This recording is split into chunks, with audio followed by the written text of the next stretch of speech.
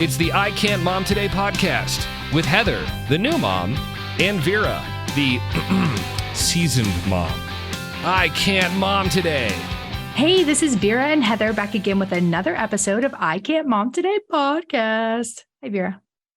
Hey, Heather. How's it going? I want May to go away. Why? Because I have been so slammed this month. I mean, in just the craziest way, like just all the time. So both professionally and personally? Yeah, just like, graduation parties, end of the year stuff, field day, Brad doing his side gig. I'm, it's a lot going on. Oof, yeah. Oof, oof, oof, oof. But you're still making it to the gym, right?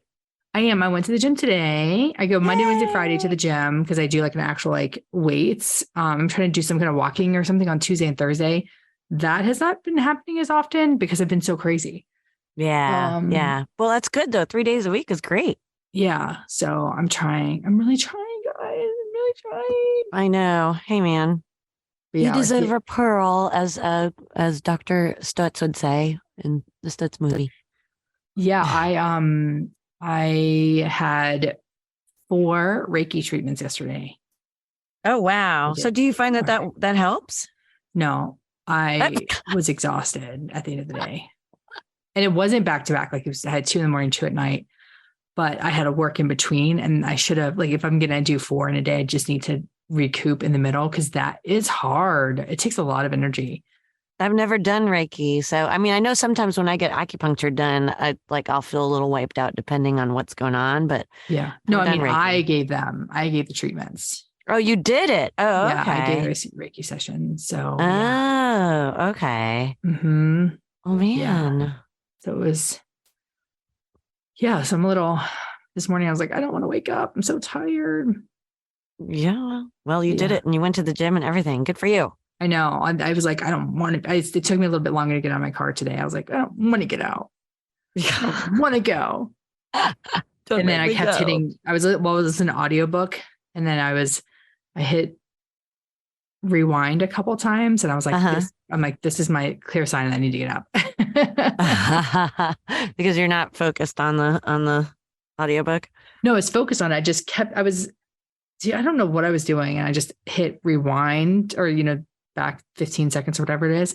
And I was like, okay, you just need to get up. Just go. Get out of my face. Yeah. So how are you? I'm good. We've been busy too. And just been out of town a lot, but we did our last kind of trip.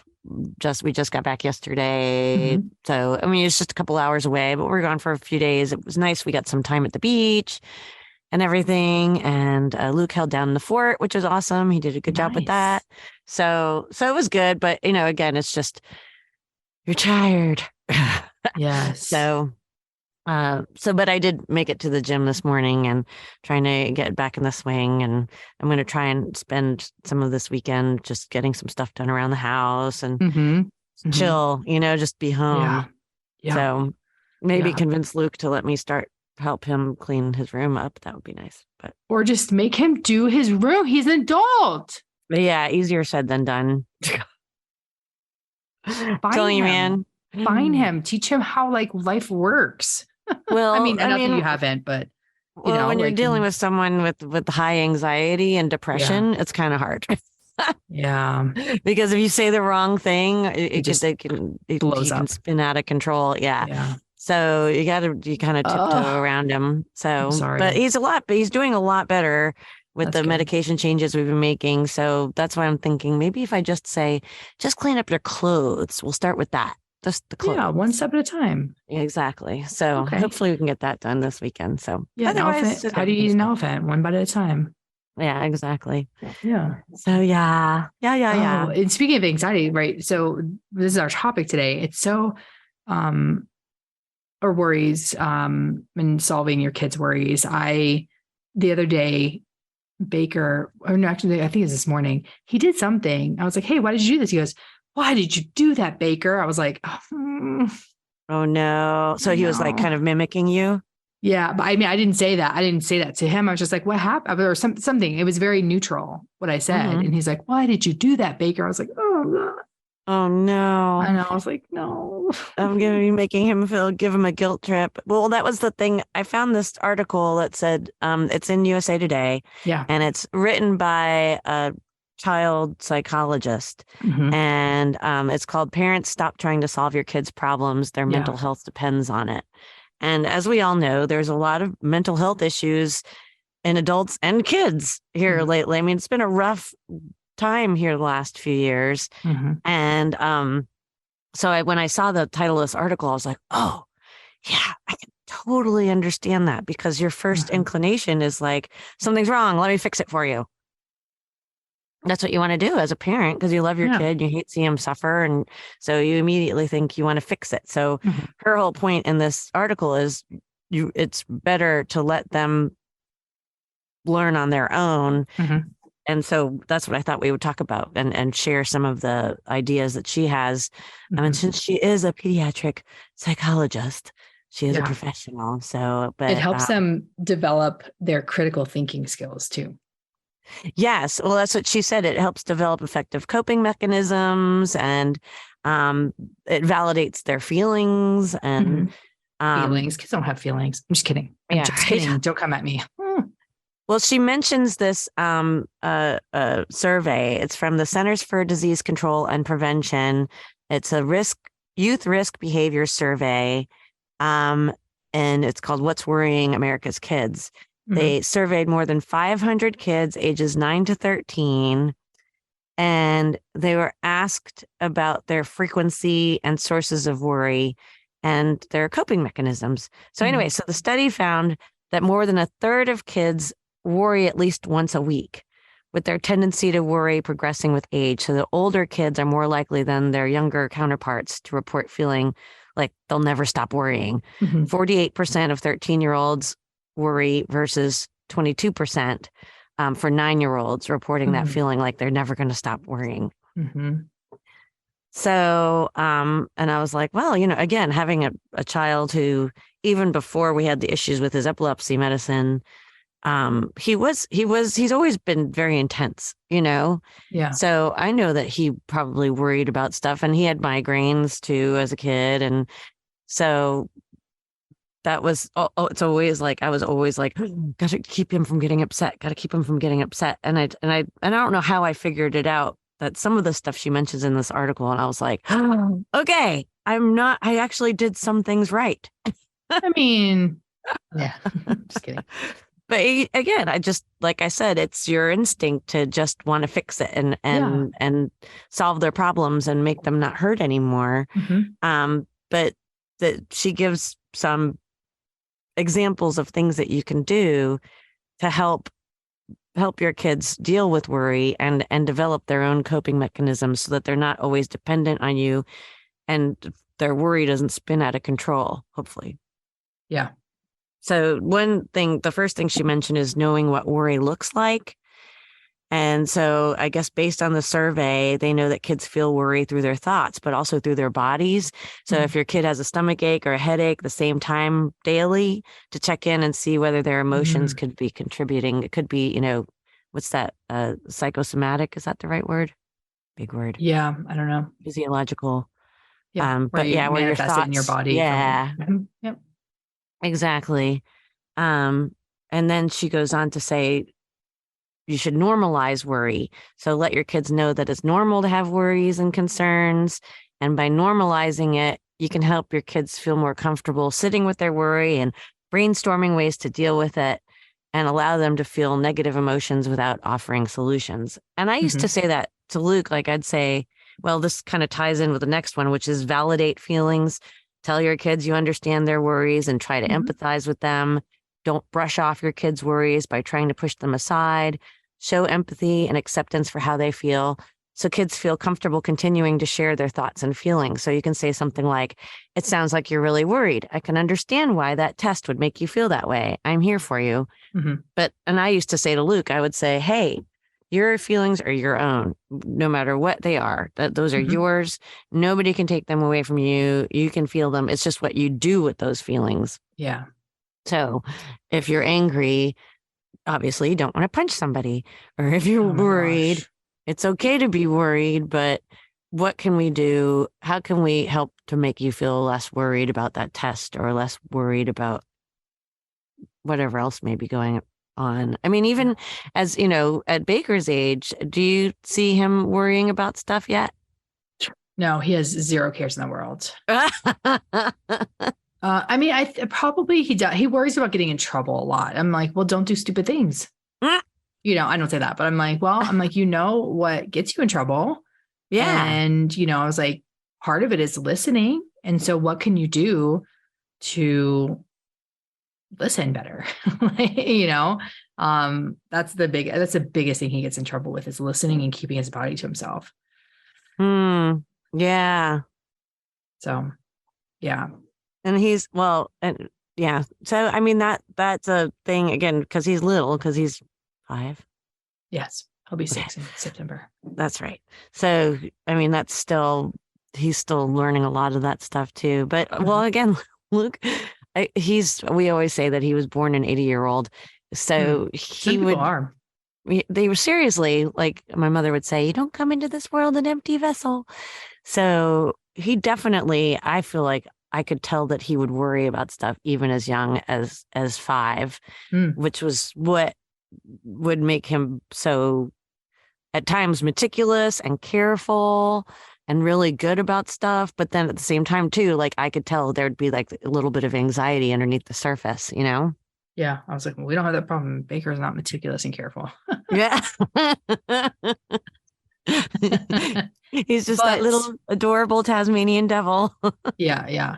But we actually, when he was really little, like probably 3, we bought a book. It's called Ruby Finds a Worry. It's really good. Find it, get it. Ruby Finds a Worry. Mm-hmm. I'll send you a link, which reminds me, I didn't send you a link from those CBD things from last week. Yes. Ruby Finds a Worry is about like this little girl that there's this like thing that follows her around, and it gets bigger and bigger and bigger. And basically like your worries get bigger and bigger and bigger. But when you start talking about your worries and like putting the worries out there, it starts going away. It starts getting smaller. It doesn't go away because like worries happen, like worries come and go. But it's just a book of teaching your kid about being able to talk about worries and stuff like that. So I liked it. That fits with the next thing that this pediatric psychologist said, was to ask kids what's on their minds. So she says, encourage open dialogue and conversation, and to ask open-ended questions, and let your kids share their thoughts. So you can say something like, what's on your mind today? Yeah. Instead of like, did you have a good day? Yeah. Did you see your friends? Yeah. Maybe be like, well, how is your friend Ruby? Did you see your friend Ruby? How is she today? Or whatever. Or what's on your mind today is a good open-ended question that she suggests. So stuff like that, so that you can get your kid talking and sharing their worries, hopefully. Yeah. And then the next one, and this is what sometimes I am, as Luke got older, and he would get mad at me and we get into big arguments over this one. Don't be too quick to give advice. Yeah. And as your kid gets older, it's very tempting to do that. So she says to ask questions to learn more about what your child's worried about. Don't try to immediately offer advice, but instead instruct your child in the direction of what would make them feel better, and talk through these ideas with your child, and then offer to brainstorm with them about solutions, especially with younger kids. So like, and let it's so them, hard, even as a small kid, to not give your feedback, or it's hard. Yeah, that's super hard. Well, I mean, there are like, entire sitcoms based on a mother injecting her advice, like what it's really hard. Huh? Well, what sitcom? Well, like there's usually like a mother figure, like Everybody Loves Raymond, like that mom's always saying something, or like that's the first one that came to my head. So it is very hard as a mom, because your instinct is to save it, to fix it for them so that they're not uncomfortable or in pain. But trying to think of ways to get them to brainstorm about solutions, like, well, what do you think would be a good thing to do? Yeah. that's the tough. And I've actually been learning how to do that again, like I said with Luke, because we get in these big fights and he'd be like, Mom, don't need you to tell me what to do. I'm like, but then why are you telling me? Then I don't know what to say. And he's like, oh, that ticks me off too when I say I don't know what to say. And I'm like, well, I don't know what to say. And this is part of one of those things that I've mentioned this before, where I think we can start saying in any relationship. So it's not just a husband to a wife, because I feel like that was the relation that I put this in context is, do you want me to listen or do you want me to help you problem solve? Right. So I think we can even extend that past the partner relationship to, or and friend relationship to children, any relationship really. Like, are you wanting me to sit here and listen, or are you wanting me to help you solve? Because so many people, that's our instinct. Like, how can I help you? Like my mind's turning, blah, blah, blah. Yeah. What can I do to help you? Yeah. That's, and well, because either one is fine. I'm glad to do either one. Yeah. And sometimes people do need, I mean, I think there have been times where Jerry will say to me, he'll say, well, do you want my opinion on that? Do you want some input? And sometimes I'll say, no, I just needed to tell you. Or sometimes I'll say, yes, actually, I would like to know what you think I should do here because I'm not sure. Yeah. So, and then this other one too, I was bad about when Luke was littler, was don't always save the day. So she says, if your child forgets their lunch or is worried about a sports tryout, don't rescue them every time. It's okay if they have to buy lunch that day or go to the tryout with butterflies. It helps kids by letting them experience very small difficulties and learn how to regulate around them. Yeah. I was totally guilty of that, where Luke would be like, I forgot my lunch. And I'd be like, stop everything. No. Baker already knows how to use the lunch thing. So he just takes it. One day I was like, why didn't you eat your lunch? He's like, I bought lunch instead. I was like, oh no, sir. I'm done there. Yeah, I'm like, I don't think to so. The account. Yeah, well, he has to do that since then, but and it wasn't anything. He's just, I don't know why. Anyways, whatever. I digress. But like with things that I've noticed with school interactions, parents are very quick to reach out to other parents to talk about problems with their kids. Like, what's an example? Like, hey, not that I'm saying that we've received this or anything, but Baker, hurt my son's arm. Okay. Can you give me some more information about that? Because we didn't hear about it. Yeah. And it was just like, okay. And so I talked to Baker, and Baker's like, well, he did something first. And I was like, but that doesn't excuse the fact that you should keep your hands off of him, walk away, tell a teacher, whatever, and it's like, but you didn't get the whole story.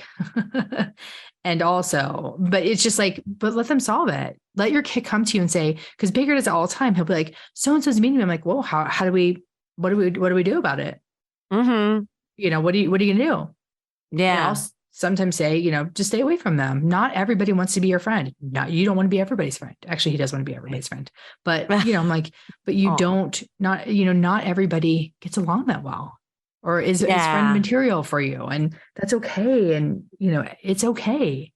Yeah, you can have a similar friend in common, and friend A doesn't want to play with friend C, but they have B in common. Like, that's okay. That's true. So, yeah, we're relationships. I do remember saying stuff like that. I think when Luke was little too, about like so and so was bothering him, or so and so. If it got to the point where there were physical like real concerns, then I think one time there was one kid in elementary school that was bullying, and on the point of where it could have gotten physical, like he was threatening him. And I talked to his karate instructor, and I did reach out to the school and say, hey, this kid, it just sounds like this could be violent, and I'm not okay with that. But you but you don't automatically just call the parent. Like, you take proper steps. No. Like, is the school doing anything about it? Yes or no? Is your kid, is this an ongoing thing? Is it just a one-time thing? Is it an ongoing thing? Yeah. Is it a daily thing, a monthly thing? If it's a monthly thing, I'd be like, well, if they're having issues, that maybe they had a bad day, whatever. Right. But if it's a daily thing or every other day or a weekly thing, I would and go, okay, is the teacher doing anything, or is the school doing anything? Yes, no, yes. Then I'm going to let them handle it. It's their domain. Exactly. Because they're the ones that are there. They're then I'm actually going to accelerate it. Yeah. Like to the next level, go to the principal, go to the school, whatever. But I'm not going to go to that parent and just be like, what is wrong with your kid? Whatever. Yeah. Like, this is something that you need to take care of, and whatever, the kids we don't are doing know. this. It's like, just can you let the kids handle it? Like, yes. Figure out how if it's an isolated incident that happens every now and again, let the kids handle it. Exactly. No, I agree with you on that one too. That's a good example of not totally swooping in, like, helicopter parenting. I was going to say too, on that note, like, not that that's wrong. If that's what works for your family, then let it be. Because I don't want to say a label is one thing, because that may work for somebody and they may need to do that for somebody. Like if I'm in public, like field day, I was a helicopter parent because Baker was being wild. Well, yeah, but you're physically there and you're like making sure your kid behaves, which is totally fine. That's So that's different than, like you said, Baker coming home and saying, or, whatever, the other parent saying, Baker hurt my kid. And you're like, well, I wasn't there. We're going to get two different stories, I'm sure, from the two different kids. There's no way, to really know exactly. But anyways, but I was going to say too about the swooping in thing, about the don't always save the day. One thing that I wanted to point out in case other people have experienced this, when you're co-parenting and your kids going back and forth between two different households. I can't imagine. That is a pain in the butt, because there'd be textbooks that so the math teacher would say, oh, you need to have this, make sure you have this textbook on Monday. Well, if he stays at dad's house and dad isn't paying attention to school, and then the kid doesn't have the textbook, then you're getting, the teacher is reaching out to me going, where's the textbook? And the kid's freaking out because I don't have my textbook and I'm going to get grade. And I kind of wish that, and so again, I'd swoop in and, bring whatever it was as much as I could. Thankfully, I had a flexible job, but that kind of stuff would drive me crazy. But I think probably there were some times where I needed to just be like, sorry. Yeah. Oops. And I think I swooped in a few too many times. Yeah. It happens. You live and learn. But for those who are listening who are co-parenting and their kids are going back and forth, they may be able to relate. Like, even like the cello. Where's the damn cello? Did you bring the cello to school? And the cello is not a flute. But it's a little bbit more cumbersome. Yeah. Oh, man. I don't miss those days. Oh, my God. No, I can't imagine. And I've heard also that when you have, when I heard from my mom how we were just awful when we came back from our school, or not school, or from our dad's house. Like we were just like horrible human beings. And then you had to like readjust. There was definitely a readjustment period because again, you figure the two households are very different from each other, and parents are very different, which is why they're not together more than likely. And so the poor kid has to go from one environment to the next and readjust. So I've talked to other people who are, single parents that they said the same thing. Just going from one direction to the other, it just seemed like the kid always needed an adjustment period to kind of get back in the groove. Yeah. So which is one of the sucky parts of having two households like that. But sometimes it's better to do it that way. Yeah. Anyway, we digress. But if you want to check out the article, it's USA Today. It was I'll send the link to it. Dr. Megan Walls wrote it, and it's not very long, but I thought it was interesting and helpful, because it is very easy to fall into the trap of trying to solve all your kids' problems. Yeah. Oh, yeah, for sure. Absolutely. So, and if you want to reach out to us, of course, you can always find us, iCan'tMomTodayPodcast@gmail.com, and on social media. And don't forget, if you would like, you can email us if you want an I Can't Mom Today amazing free sticker that we'll send out to you. and I will absorb the forever stamp cost. They probably will go up soon, I'm sure. Yeah, well, it just went up this year. It's 63 twice cents. a year or something, I think. Yeah. I don't know. In Anyways, January. whatever. Yeah. You'll absorb it, and she will smile about it. That's right. All right. Until next time. Bye. Bye.